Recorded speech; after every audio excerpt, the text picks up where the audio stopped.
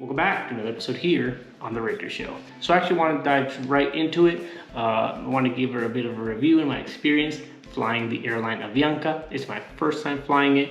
Now I'm going to be only fair since I've only taken it one time, and I've taken it from Ecuador, Quito, which is the capital city of Ecuador, to the Galápagos Island, to Santa Cruz. That's the main island, also part of Ecuador. And my experience on it was basically, it was a little bit delayed, me traveling over here. Not by much, maybe by like 15-20 minutes. The seats were similar to like a lower class airline. I don't know if they have better planes, but that's the one that I got into. It was quite simple. There was no entertainment system. The inside was hot. I don't know if the AC was not working well, or if it's just so hot outside that it's really hard to cool everything inside. The plane was actually jam-packed.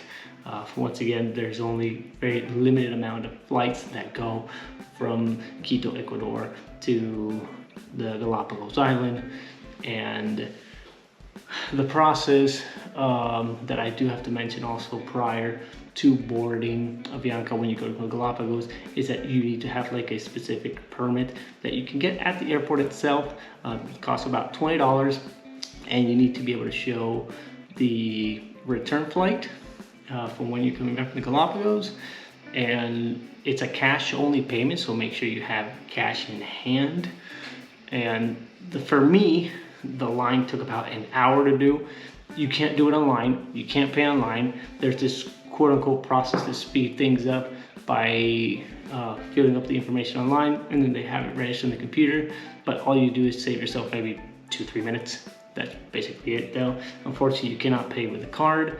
That's just the way the system works here. This is South America, so things have a tendency, in my experience, to be a little bit behind on technology. So get ready for that. So even if you come before your flight, let's say 2 hours prior, I would say maybe even do it 3 hours prior, because in my case, it took about an hour to make this line and get that. And then on top of that, you do actually have to go through a process where you have to check your bag specifically for the Galápagos, and they have to like seal it with like a special type of zip tie. If not, you can't board. That also takes time. So give yourself a lot of time, and also make sure you have a lot of cash in hand. And I'll explain why as well again. After the flight, which it took roughly, I think it was about 2 hours more or less, between boarding, deplaning, and getting everybody seated and bags and stuff. You do have to walk on the runway. There is no hookups or anything. You do have to physically get down on the staircase, so make sure that, I guess, you're healthy enough to walk down. But then once you enter the Galápagos, you have to go through like a mini immigration type of thing, but it's mostly to get money out of you, okay? So once you deplane, you have to understand that you have to have $100 in cash. That's something that you have to pay in order to enter the Galápagos. So I'm kind of gonna leave it a little bit at there in terms of a review of the plane itself though. It's just that I feel like I needed to add this stuff, because if you just think, oh, Avianca Galápagos, easy breezy, like you probably normally do anywhere, there's little extra steps prior and post that you should be aware of, and that kind of have to do with the actual airline itself. And besides that, when you get to the airport, it's not an airport where you kind of like stay and linger around. You kind of have to get out, and then you have to get these little buses that take you from the airport. You're obligated to do this, by the way. From the airport to the docking area, they charge you $5, once again in cash. And then from the dock, they're gonna take you to another island. You have to pay like a taxi, like a water taxi for that way, or a water boat.